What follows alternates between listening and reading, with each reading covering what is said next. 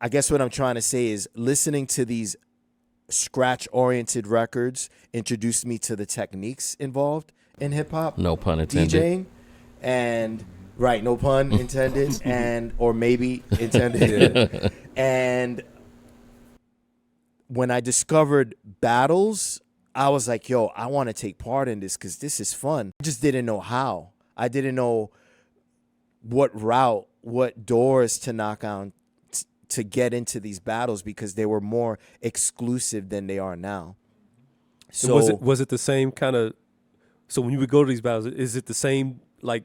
Was it like a circuit where? So basically, they're the same right. DJs that are battling each other. Yeah. Okay. So I discovered the battle circuit via Johnny Juice.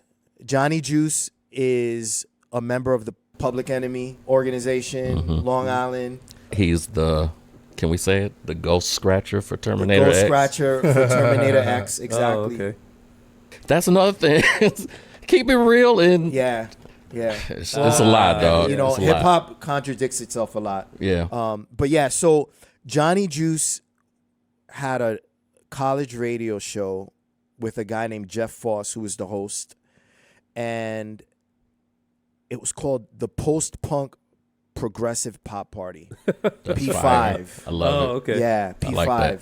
And Juice would play excerpts of competitions that he would dub onto you guys. Yeah, onto the yeah. I gotta hold this one. I got a story to tell So about like this one. he would dub excerpts of battles from the DMC VHS tapes onto audio tapes. Oh my gosh. That's and then dope. play the audio tapes on the radio show. Okay. So I'd be at home, 16, 17 years old, listening to Cash Money's 6-minute DMC routine from London during the World DMC Finals in 1987. God, we're missing that Right? now. We're missing that so much. And no so- hip hop on the radio. Yeah, the No radio real was shit.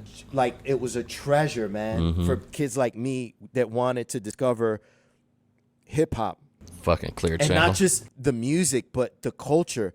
I'm listening to a DJ battle that I couldn't get to as a 17-year-old kid because I'm in high school that took place in London on the radio, courtesy of Johnny Juice, who lived in Long Island. You see, like, it's just, it's like, Tentacles. It's like a tentacle. yeah, right, Yeah. exactly. And although we didn't have the internet, we figured out ways of connecting each other to different why cassette worlds, tapes were so and important. different cultures. This was the equivalent of going viral Yeah. back then. Oh yeah. Right? Because you had 15 guys that maybe 3 of them had the original.